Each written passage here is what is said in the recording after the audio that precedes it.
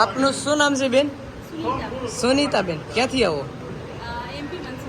MP થી આવો ને કેટલા રૂપિયા લઈ આવે? 1,51,000 રૂપિયા. આપો બાપુને આપો.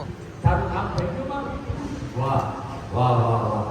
તારે નણદુ કેટલી છે? નણદ અરે વાહ તો હા ભાઈ તારી નણદુ શાદી નહીં કરી? તું હિન્દી में बोला था कि लग्न का था લગન લગ્ન નથી કર્યા?